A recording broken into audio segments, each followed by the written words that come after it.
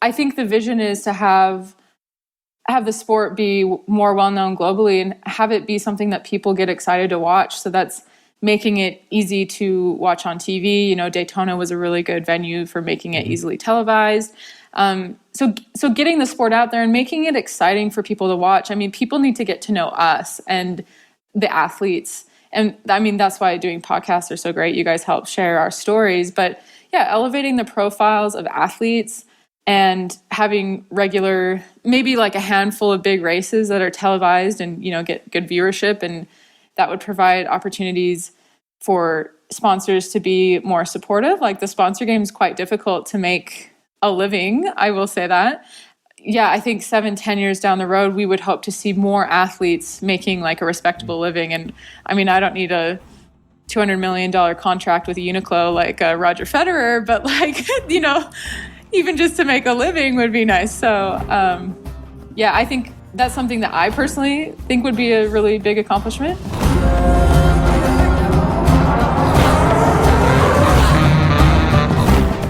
Welcome back to the Yogi Triathlete podcast. We are Jess and BJ, and we're on a mission to create a better world.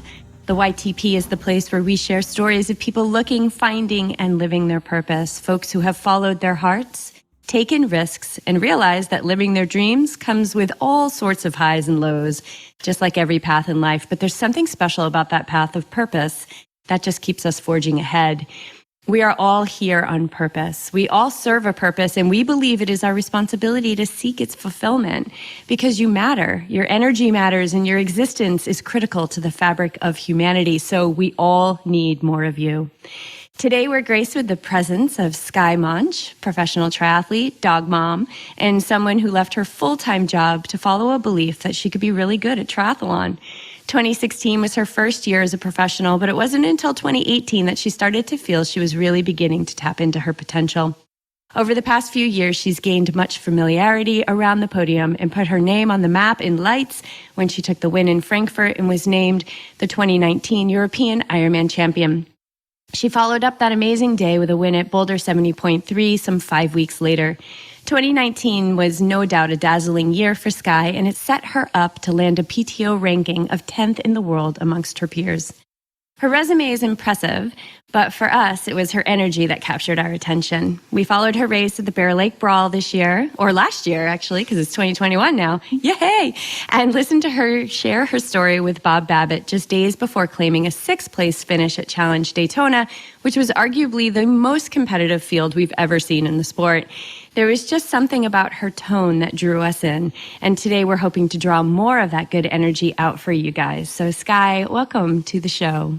Thank you. Thanks for having me. And that was such a nice intro. Yeah. Well, we loved your energy and heard you on Bob and, followed you at Bear Lake, and we've been following you on social and listened to some of the podcasts, doing our due diligence leading into this conversation. And it's always like we just follow our hearts and our intuition when we invite people to be on the show, and listening to podcasts and hearing you share your story and the highs and the lows and how you navigate those were really something that we wanted to share more of, because mindset is such a, it's such a big piece, right? Like body follows mind. Yes. No, I'm flattered. I'm excited to chat, knowing that all that background of why you wanted me on here, like that warm fuzzies. I'm excited to chat. Very cool. Well, let's dive into Daytona. I kind of made a claim there that I felt like it was the most competitive field I have ever seen in the sport of triathlon. And I think because of the variety, but what was your perspective on it? Yeah, I definitely felt the same going into it. I just knew that was going to be the biggest race, biggest field, most varied field I'd ever been a part of. Several names on that start list that I knew very well, but had never had the opportunity to race.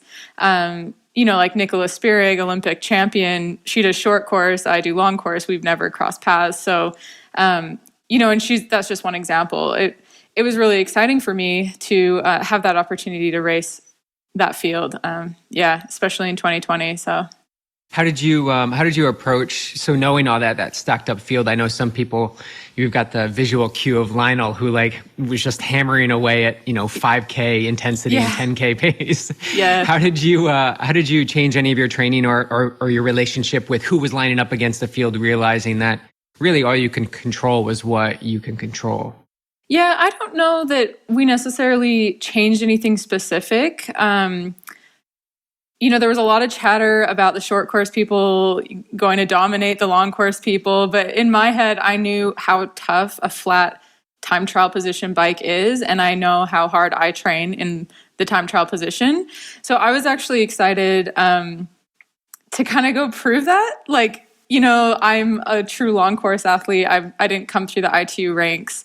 So yeah, I certainly trained really hard, swim, bike, and run. Obviously, I knew there would be a lot of good swimmers, but that was exciting for me. I'm not a first out of the water swimmer. I'm not a terrible swimmer, but I knew that it would be a really good opportunity to get on some good feet in the swim. So I was excited for the big, huge field. Like, I just knew it would be easier to swim with a pack when there's that many competitors.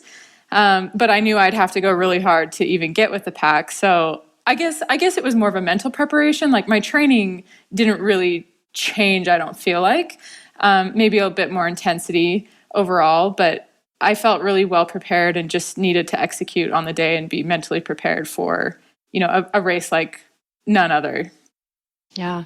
How did you mentally prepare? What does that look like for you leading into a race like Challenge? Yeah, I think for me, mentally preparing to be at peace with how bad it may hurt to be where I want to be. But also a big thing is just confidence. Like, you have to believe in yourself, because if you're beating yourself up or thinking you're not good enough, that's what is going to transpire on race day.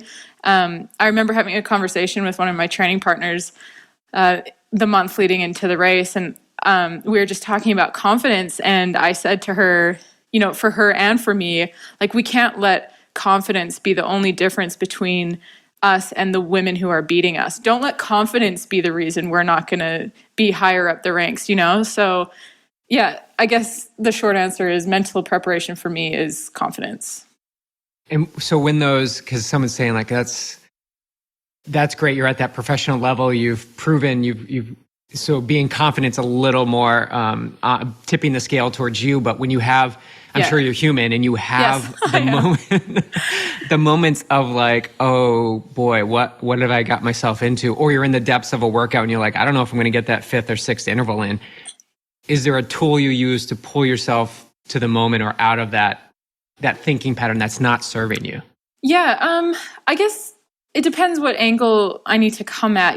When things get hard, a lot of times, or say in a workout, I'm not maybe where I think I should be on the bike, maybe in say watts or whatever, or on a run, the pace. I just tell myself that, I remind myself that every day can't be a gold medal winning training session. And if as long as I'm doing the best I can, then I'm going to be satisfied with the session. But I also will draw on past experiences, in a race, I'll draw on past tough training sessions or even past tough life experiences. I did Ironman Florida at the beginning of November, and going into that race, I thought of, what mental cues I was going to use to help me push, because Ironman's very painful in a different way than a fast race like Daytona. And yeah, so at Ironman Florida, I thought about a really bad bike crash I had, and how overcoming the injuries and the challenges of that, that hurt worse than the last 10K of a marathon, and that kind of helps bring me out of whatever I'm feeling in the moment. So yeah, there's all kinds of mental tricks I try to use. And I like how you put that. It really is mental tricks, because what I remind people all the time is the mind is tricky. It is tricky. And so you've got to be kind of even a better trickster, because when we think about mental training, it's the only thing we have to train ourselves mentally is our mental state. So it's we're trying to train the part of us that is distorted. We're trying to heal or up level the part of us that is the very issue.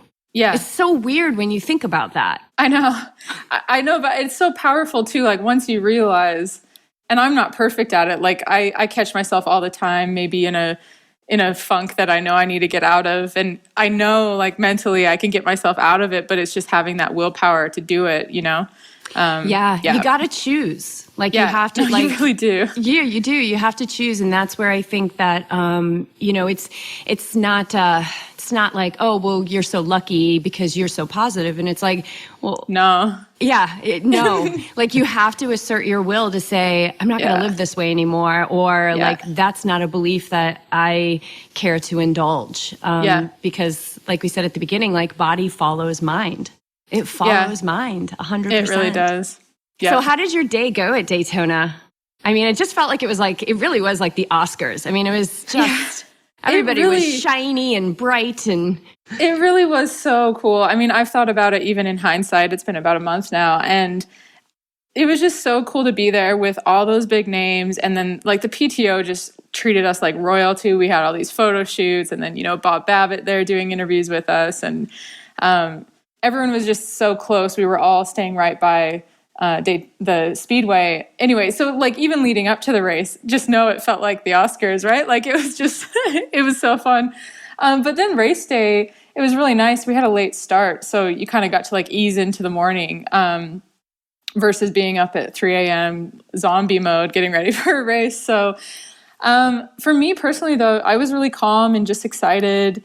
I was a little nervous leading into the race, but the night before the race, I just decided I don't need to put pressure on myself. Like I swim, bike, and run every single day, and I'm just going to go do that again here at this big race on this big stage. I was in a really good mental place leading into the race.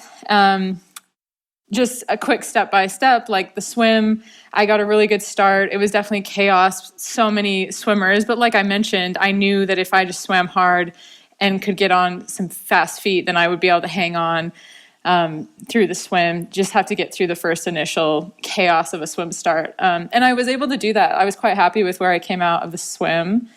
Swim went well, got on the bike, and just knew that I had to bike hard and, get as close to the front as I could. I knew I wouldn't be at the front coming out of the swim. So I think I executed the bike pretty well. Of course, in hindsight, I can look back and think, oh, maybe I should have pushed a little harder. But in the moment, I really felt like I was doing everything. And I was a little nervous on the bike, to be honest, because, we're on that speedway and there was a lot of room. Like, it wasn't like we were all stacked in there.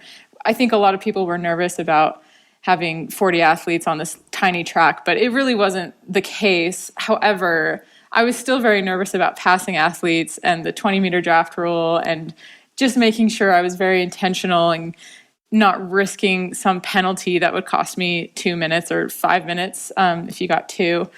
So I was a little nervous of that the whole time on the bike, to be honest, but just really tried to play it safe.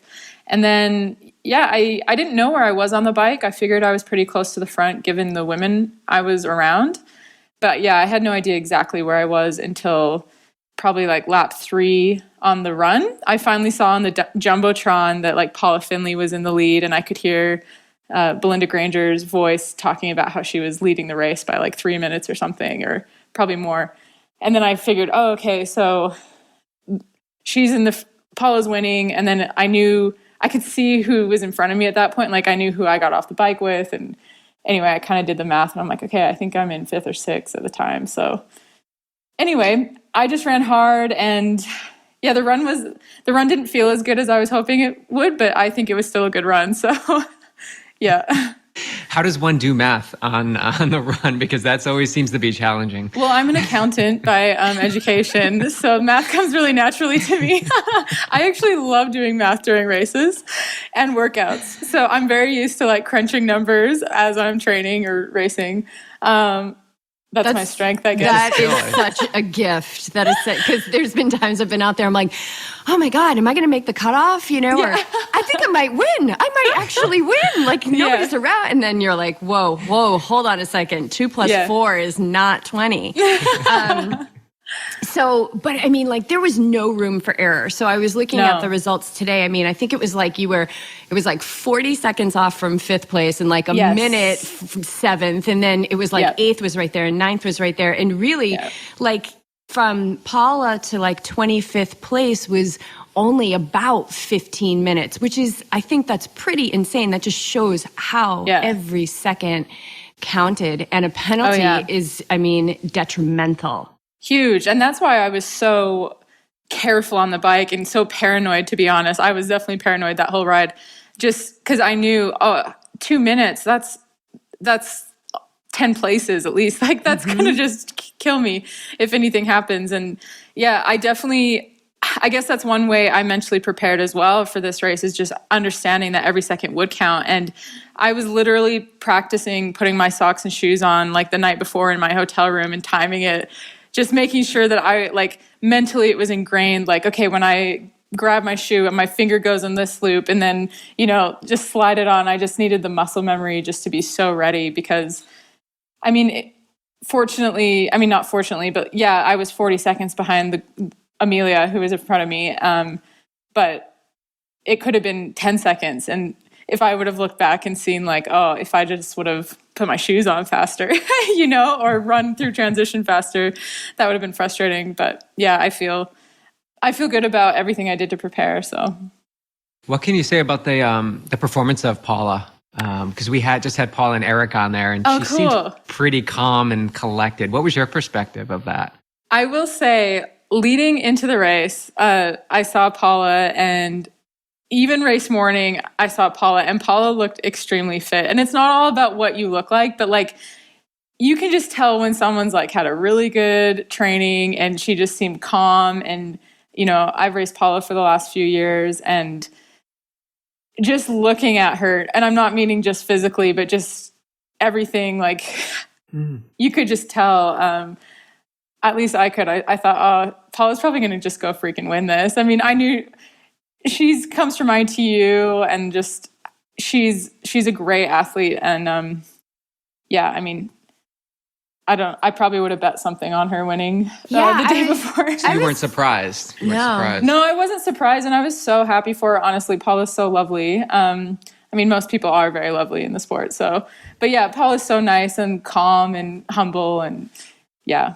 Yeah, I think I was really surprised at hearing how some people were like, "Oh, she's an unknown." I'm like, "An unknown? Like, are they just looking at stats? Because like, she's happy, she is in love, she had rested. Like, there's something to be said about being rested and not having all those withdrawals from the fitness bank. And of course, she became a dog mom this year. So there's a lot of positives. Yes, no, yeah, and that's a really good point. Like I mean, I haven't spoken personally with Paula about this. You guys have, but she was like, being in a really, really good mental state is so important to executing races. Like, you can't be in a bad mental state and be strong for a race. Like, it's really, really hard to do, at least not consistently. Maybe you could pull it off here or there. So yeah, I mean, making the most of this year and then staying fit and mentally being in a good place, she obviously just came out and executed amazingly.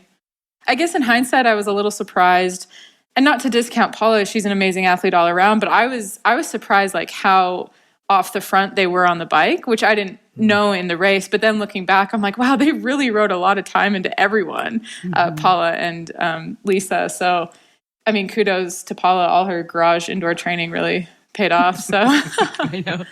Do you do anything daily to kind of remind yourself to keep that mental state like tip top and nice and polished? I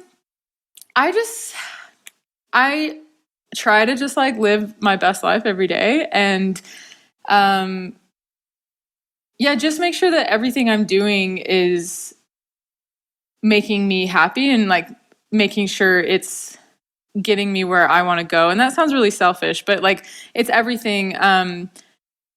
If there's something that's bothering me or that may be like in the back of my head, keeping me from really focusing on my sessions or something, like, I need to address that. Right. So I guess for me, it's kind of like not having anything in my life that I feel needs to be improved or addressed, like a negative, maybe a weird vibe with a friend or something, just little things that can really add up. Like, don't have things that, like, if you need to clear the air with anyone or anything, just kind of address it.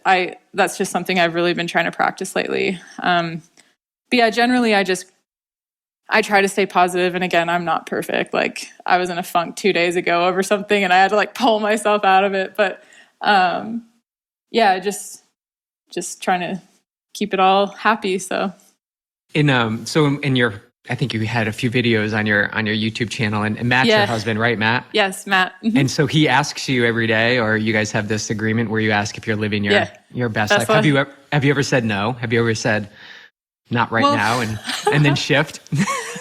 Well, I don't know that we've ever actually said no, but like sometimes I've said yes and like laughed. But I guess the idea of asking ourselves that all the time is that it's kind of a check, right? Like, okay, am I? And then just realizing, it's also kind of helping us realize like how fortunate we are to ask ourselves, like, are we living our best lives? And obviously if we genuinely weren't and we were in a really terrible place, like we wouldn't just be like, yeah, everything's good, we're living our best life. But when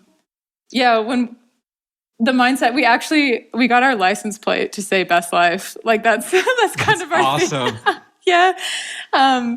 So it's kind of just kind of a mindset, right? Like it's not just, is this literally the best life possible? Some people maybe wouldn't think so, but to us, like if we believe we're living our best life and we're genuinely always trying to live our best life, then it feels like we are. So yeah. Well, that's the mindfulness practice. You guys are each reminding yourselves daily that this is something that's important to you.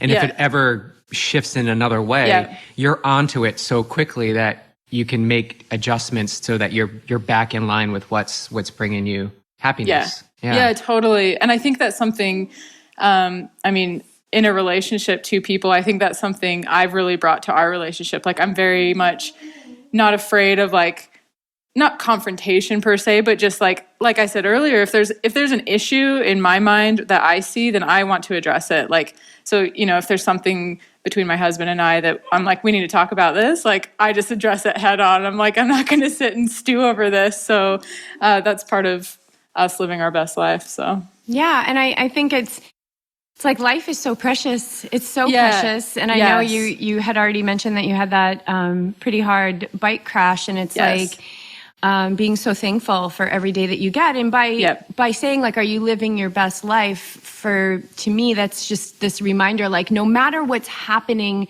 in my circumstances, am I doing the best I can in this life? Like, am I living my best life right now? Even though I'm cold and uncomfortable or something like that, or I'm sad or I'm sick of wearing a mask. Like, I am, because I'm doing my best right now.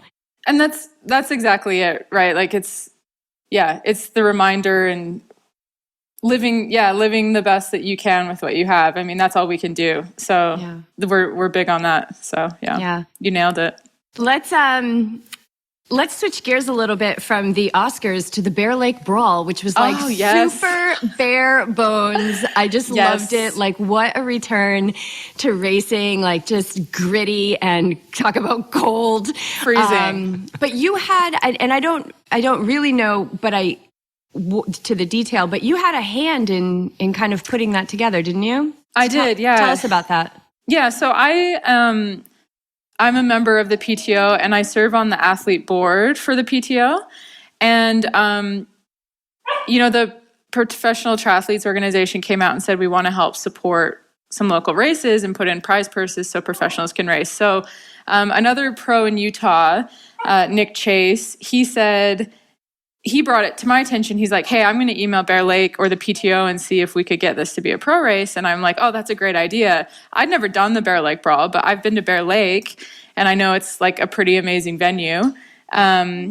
So I worked with the PTO and Nick and kind of coordinated it all with the PTO and the race director just to make sure, we had everything set up for a good pro race. And we definitely did everything we could. And then, of course, like come race day, it's the worst weather day probably all year, right? Like the day before, they were lovely, just like lovely weather. And then the day of, it was like hail, rain, freezing, just, it was, it was hard for me not to feel responsible, but I had to remind myself, like, I'm not Mother Nature. Like I would not have wished that upon the race or any of the racers. I definitely had a hand in getting it going, and I did not have a hand in the weather, though. So, we won't hold you responsible for that. But Thank you. You had a great finish that day as well, under super tough conditions. Yeah, I mean, I'll be honest, I've never not finished a race. And that race, I was legitimately not sure if I would be able to finish. Like, by the end of the bike, my chin and everything was like shivering. I couldn't control my bike. Like, it was crazy. I think my brain was like getting affected by that point. You know, like when it gets to you. But I'm like, no, I can't quit. Like, if I can just get off the bike, as long as I can get off the bike, like I know I'll warm up on the run. It's not like the air temperature was so cold that I wouldn't warm up running. But you know, on the bike, if you're wet and it's cold, I slowed down so much at the end just because I couldn't. Anyway, it was crazy, but I did it. So, and it brought the first race. It was pretty much the first race out of all this like uncertainty where everybody could gather, and you pulled, because it is. I mean, you have to pull your resources to pull in the professional athletes. You need to email them and text them and get Sam along. Like, come on up, and it was a ton of work. Yeah, hours and hours. but when it all came together, it all like. Could you feel the appreciation of the athletes that, just thank you. Like, yes, we're finally doing something that resembles some sort of normalcy in our lives. Yeah, I felt like the athletes were really appreciative. And I think we all, you know, despite the conditions just being completely ugly, I think any other race may have been like canceled at that point, but I think everyone wanted to race so bad. We were like, no, I don't even care. Like, I'll get hypothermia. I just want to freaking race. So I think we all kind of had that perspective of like, we'll take whatever we can. But yeah, it was cool. And it was just nice to be a part of something again with the athletes. Like, I just miss that feeling like a professional triathlete and feeling part of the triathlon community. I think that was just the biggest gift that we all got, outside of just being able to race and earn a little bit of prize money. So. Yeah. And I mean, speaking of gifts, it may seem like bad timing that the PTO really got put together in 2020, but I think that it, like Bear Lake Brawl and being able to, you know, get paid to race because you are professionals and you should get paid to race. Yes. I feel like it was such a gift. But what's your perspective on what the PTO has, you know, afforded you this year? Yeah, I mean, personally, the PTO has afforded me a lot. I've definitely personally benefited having the higher rank. You know, they paid out the bonus at the beginning of the year. The end of year bonus got paid out early because, you know, the PTO saw that we wouldn't be able to race. And then Daytona was an incredible prize purse. So yeah, like financially I've benefited, but also just personally, as a triathlete, I feel a part of something, and I feel like there's a lot of hope for the sport, especially from the professional perspective. You know, we love the age groupers and I love the community and everything, but it's definitely like, it just feels so nice to feel like there's people who are working hard to help elevate the sport for the professionals, which ultimately elevates the sport for everyone. So yeah, I feel very fortunate that I still have years left in my professional career where I can, you know, help be a part of this and, you know, help see it through. And I hope the PTO continues to be successful and that we as like a PTO group, because it is a we thing, right? Like, I'm a PTO member. They're constantly reminding us it's our organization. So yeah, I hope the PTO, we can all, you know, get where we want to go. And I think we all understand that it's going to take time, like any business, or not that the PTO is necessarily a business, but anything that you want to accomplish doesn't happen in 1 year. So I think what the PTO has done this year is the best they could have done, and certainly has been on the very generous side of what they could have done. So where do you see, what's your pie in the sky for like 5 or 7 to 10 years down the road with this impact on the sport of triathlon from the PTO? Yeah, well, I think the vision is to have the sport be more well-known globally and have it be something that people get excited to watch. So that's making it easy to watch on TV. You know, Daytona was a really good venue for making it easily televised. So getting the sport out there and making it exciting for people to watch. I mean, people need to get to know us and the athletes. And I mean, that's why doing podcasts are so great. You guys help share our stories. But elevating the profiles of athletes, and having regular, maybe like a handful of big races that are televised and, get good viewership. And that would provide opportunities for sponsors to be more supportive. Like the sponsor game is quite difficult to make a living. I will say that. Yeah, I think 7-10 years down the road, we would hope to see more athletes making like a respectable living. And I mean, I don't need a $200 million contract with Uniqlo like Roger Federer, but like, even just to make a living would be nice. So, I think that's something that I personally think would be a really big accomplishment. But yeah. I just keep thinking about all the professionals that came before you, like 10 years ago, 15 years ago, 20 years ago. And when it really, it was so difficult. And I'm not saying it wasn't difficult before the PTO, or it isn't still difficult for a lot of professional triathletes that are, maybe ranked 50, 60. But do you hold a bit of gratitude for those who just continued to follow their passion, even though it wasn't, they weren't getting quote unquote their due, that they kept this alive?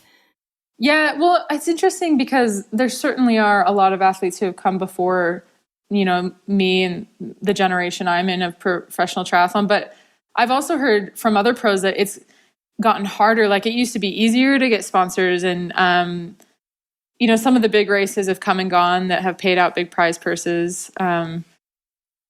But yeah, from what I hear, I mean, I have only been in the sport, like really in the sport, for like six or 7 years. What are we at now? But it seems like sponsorship is getting harder, but it's just an interesting dynamic. Like with things just change so much, social media, and we have YouTube channels, and we have, now it's like, oh, how many followers do you have, kind of thing.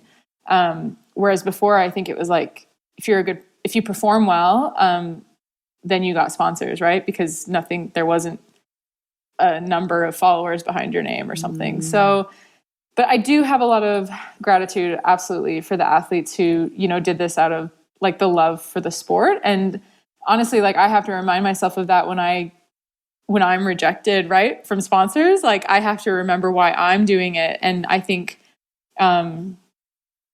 if I wanted to do this to get rich, I'd probably just go back to doing accounting if I really wanted like the stable income and the whatever, So yeah, I think it's nice to have other athletes to like draw that strength on, I guess, or strength from.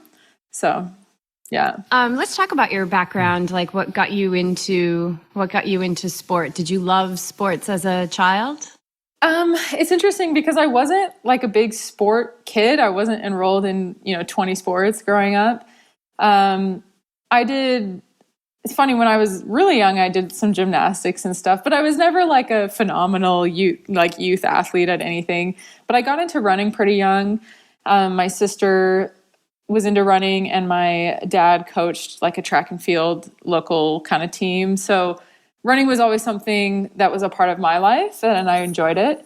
And, I did it in junior high school. But again, like I wasn't like all-state cross-country champion or anything like that. Like pretty average, but I liked doing it. And I ran a marathon when I was 16 with a neighbor. So I've been like addicted to endurance and the endorphins since I was 15 or 16.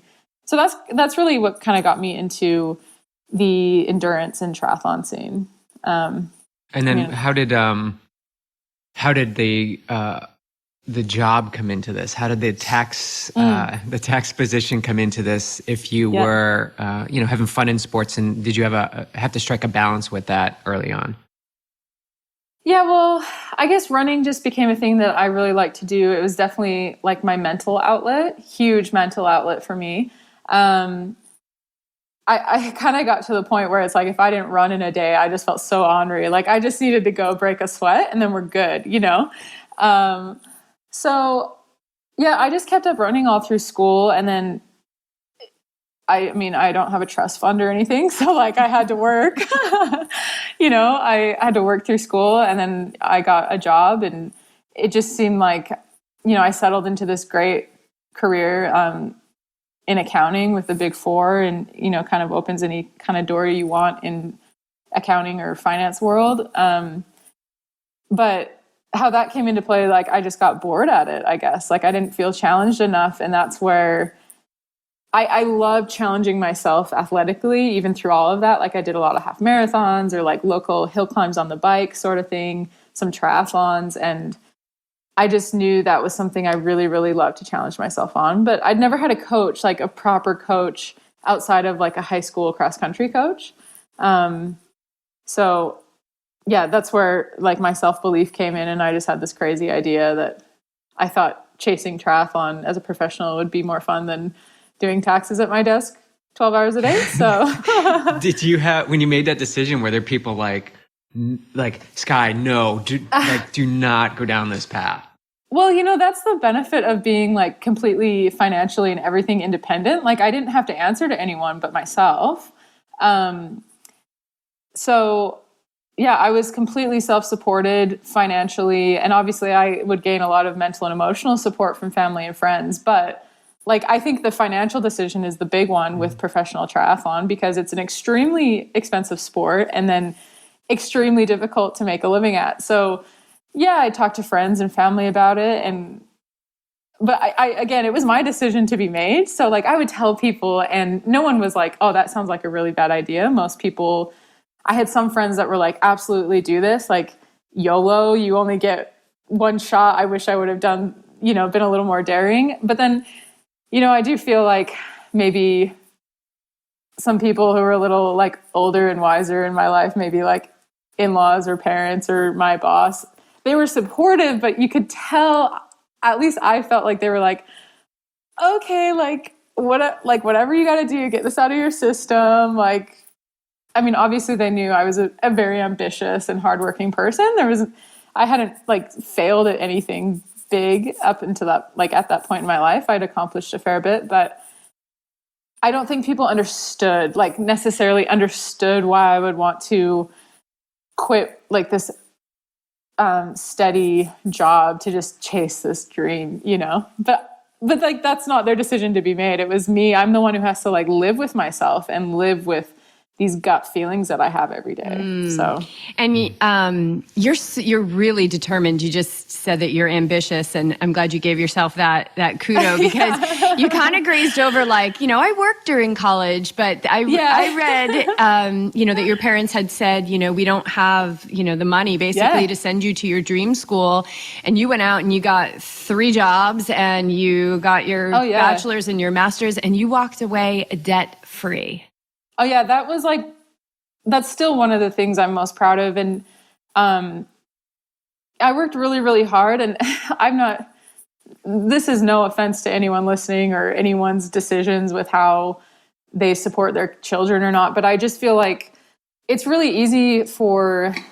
have been really easy for my parents to maybe say, you know what, yeah, we'll take out some loans so that you can just like live and enjoy the college life. But I really enjoyed it, and I didn't suffer because of it. Like, I actually grew so much. My time management was unreal, like, because I wanted to do my schoolwork and I wanted to earn money so I could pay for everything. But then I still wanted to spend time with my roommates and friends and be social. So it's like you find a way when you're forced into it.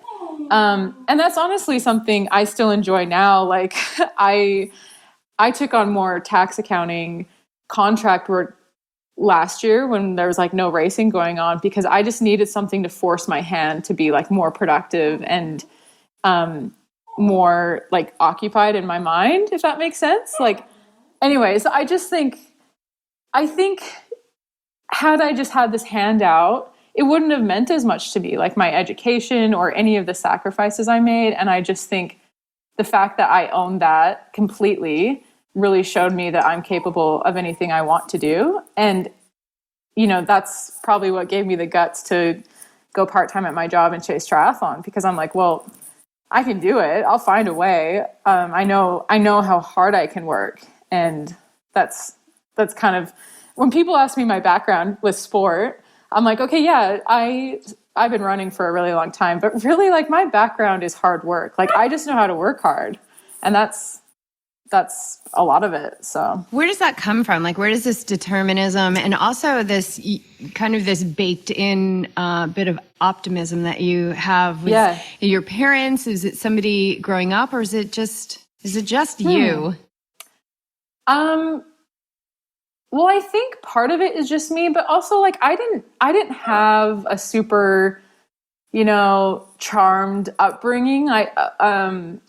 My parents are great, but like my parents went through a pretty messy divorce. And so like, I didn't necessarily grow up in a super ideal household. And again, like I'm not going to make it seem like it's something it wasn't. I never went without. Like I had everything I needed. I had great family support, but it wasn't necessarily like this American dream upbringing. So I think I just learned early on that like I can't control things around me. I can't control if my parents are getting divorced. I can't control if I have to move countries in the middle of middle school and like have to make friends and, just things that make growing up tough. Like I moved a fair bit. I don't know, not getting everything I wanted when I wanted it because like my parents couldn't afford it or something like that. And again, like I didn't grow up in poverty, but they just weren't willing to just do anything from their, like ruin their financial situation just so I could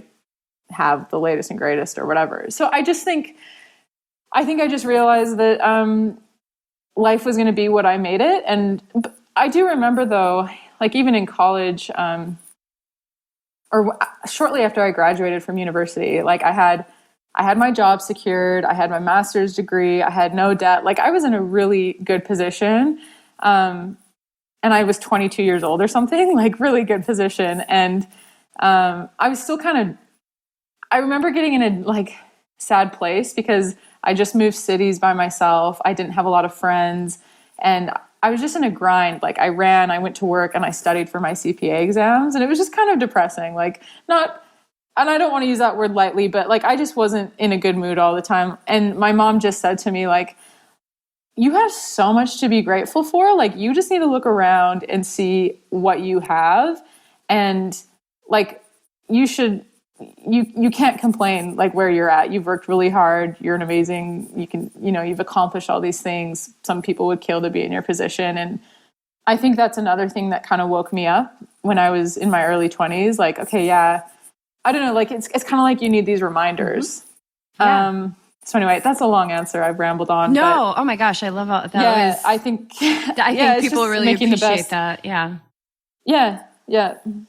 But we need that contrast. We need those kind of low dips and those wake up calls. And I think it also goes to show, so many people are like, well, if I just had more money, and there is a comfort level that provides, but a comfort level does not equal happiness.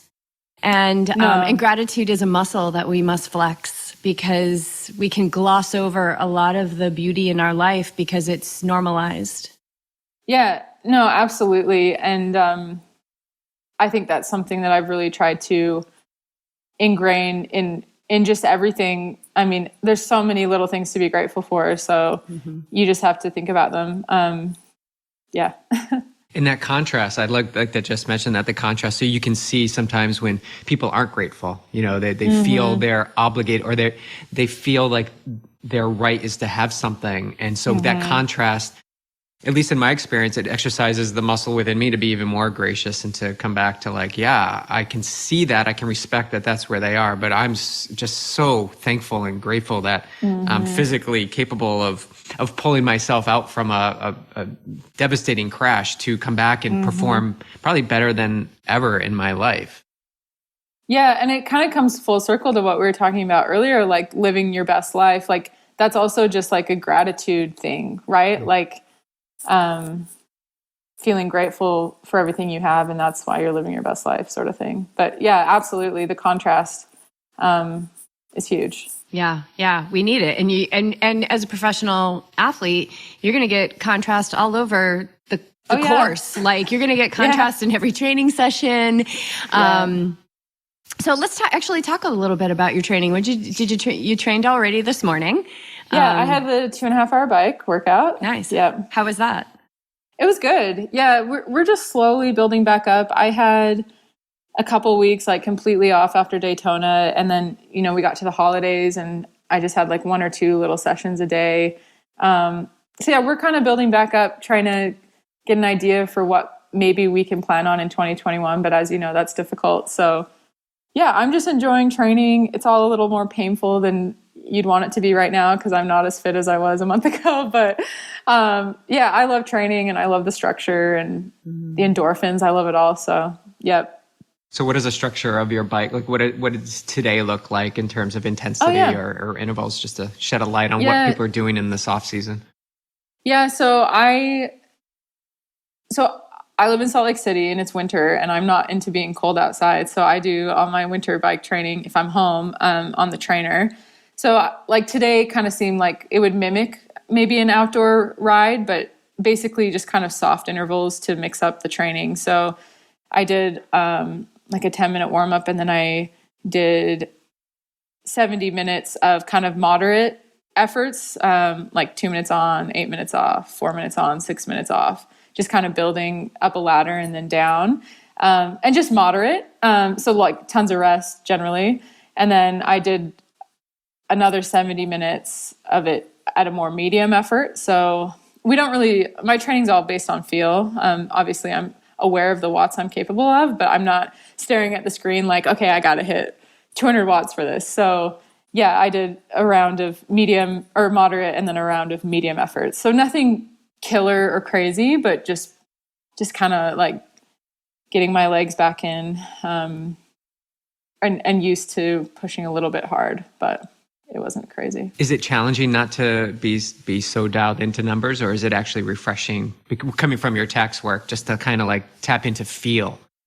Yeah, I really like it. I think what I really appreciate about it is that I'm not defined by the numbers. Like I think before, like I used to train my prior coach, there was a little more focus on the numbers. And so if I finished a session and I couldn't hit the numbers, I felt a little bit more of a failure. Like I didn't like feeling like the workout wasn't good if I didn't hit the numbers.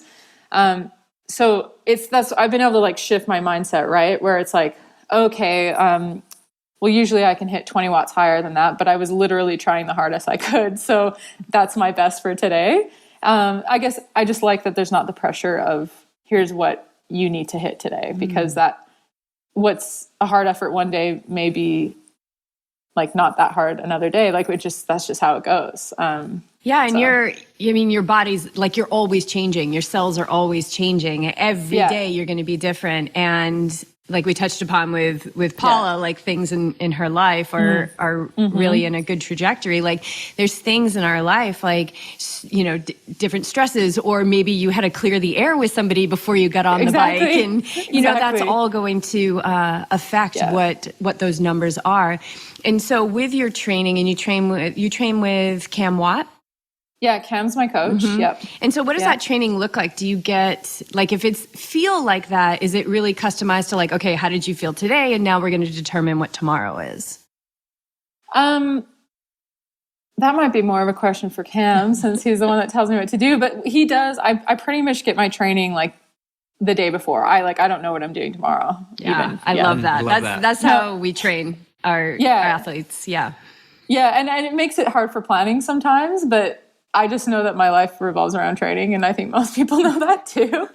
And obviously if I have an appointment or something, I just put it in Training Peaks, and Cam plans around it as well. But yeah, I mean, pretty much every day I'm in contact with Cam, either through Training Peaks comments or, messaging on WhatsApp. And if I were in person with him, what would probably happen is like, I'd be at swim squad in the morning, and then like we all finish the swim, and he'll like look at each of us and tell each of us what we're doing.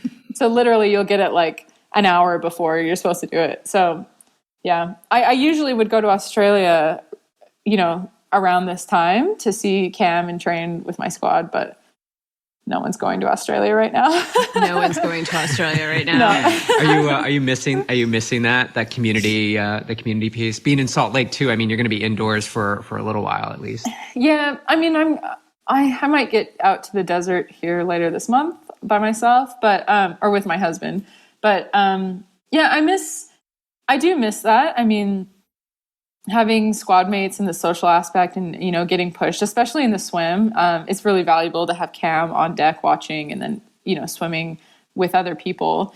I really miss that and know how valuable that is. But I think we're doing the best we can with what we have. And hopefully at some point this year, I'll be able to get with Cam on some continent somewhere. But yeah, I actually, speaking of Daytona though, I had to, well, there were 3 squad mates here. So like I trained with Renee Kiley. I don't know if you've heard of her. She's amazing. Oh yeah, you might want to look her up. You probably want to interview her too. Okay. All right. Yeah, she's great. She was here training with me for like a month. So that was a huge gift. Like I couldn't believe how nice that was. So I've gotten my cup's filled a little bit with like the squad training for the next little bit after having her here. So we talked about mindset. We talked about some of the physical training, nutrition. What have you gleaned for the importance of nutrition over these years as you continue to evolve as a professional? Yeah, that's such a good question and something I really am passionate about. As I mentioned, I'm an accountant by education, so I don't have like this nutritional science or something background. And obviously I'm not dumb. Like I learned very quickly sitting at a desk that like if you ate whatever you wanted and then sat for 15 hours a day, like your pants would get tighter. So like I learned that the first year. So I think that's where I really started getting a better grasp on like what I should and shouldn't eat to like feel good sitting at a desk, ironically, because even though I was at the desk that long, I still, you know, I didn't want to gain weight and I wanted to be relatively fit because I was still swimming, biking and running a lot for working full time. So yeah, but then as a professional athlete, it's just magnified, right? And I think not even as a professional, I think anyone who's trying to make, you know, gains or accomplish big goals in the endurance sport or any sport.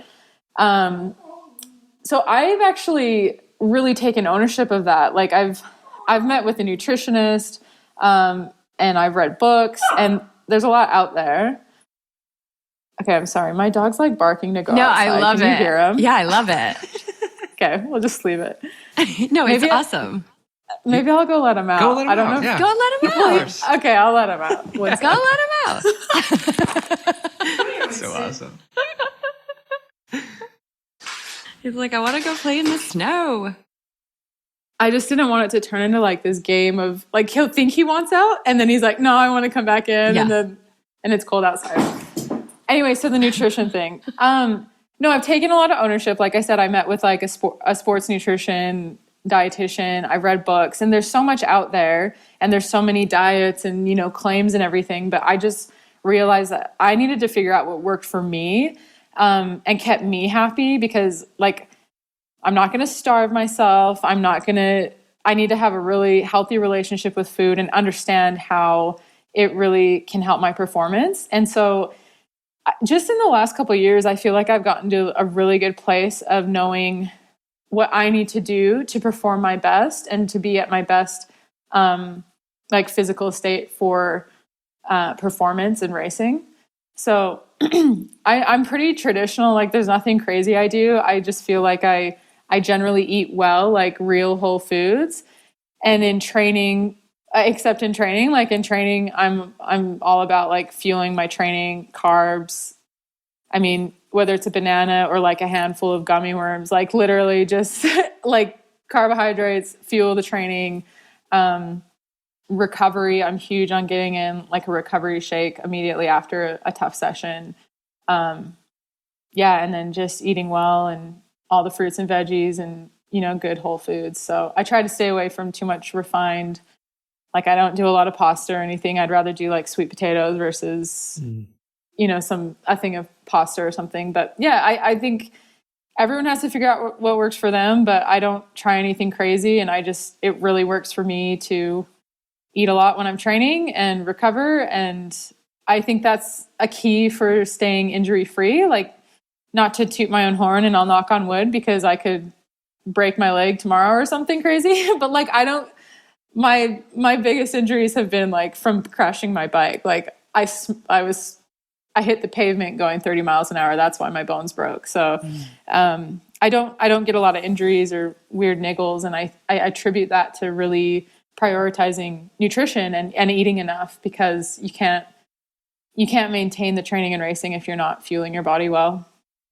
Is that one of the would you say one of the biggest misconceptions is, as athletes, like trying to fight that, or not fight, but trying to find that relationship between the optimal weight and the food intake and performance? Whereas if you just sort of like over fuel a little bit and then back off when you feel appropriate, versus going the other direction, is that pretty accurate?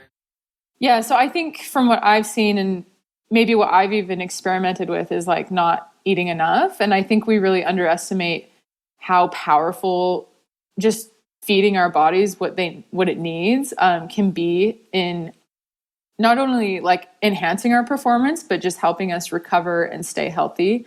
I'll tell anyone, like, as well, I would rather be a few pounds over ideal race weight or something than under, because I don't want to risk injury. I don't want to risk burnout. I don't want to risk, not finishing a race because I'm just so wrecked already. Like you never want to get to a start line feeling so depleted because you've been starving yourself or obsessing over a weight or something. I just think there's so much power in being strong and well fueled and in a good mental state. Cause like, let's be honest, anytime you really try to deprive yourself of something, like, it could be sleep, it could be food, it could be whatever, but like, it's not good for your mind. Like you have to find a really healthy balance. And I feel like I've done that personally. Like, I feel like I've found that for myself. And you kind of mentioned like, getting to the place where maybe if you're trying to reach a race weight, then you need to maybe cut back on some things. But like, for me, that's as simple as, okay, I'm not going to eat like ice cream before bed. I'll have like some berries and a piece of dark chocolate instead. Like, it's as simple as that, just cutting out maybe some things. But if it never, for me personally, the cutting out never comes from like my training fuel, never, or my recovery fuel. Like I don't mess with it. Do you try and hit a certain amount of calories per hour when you're training?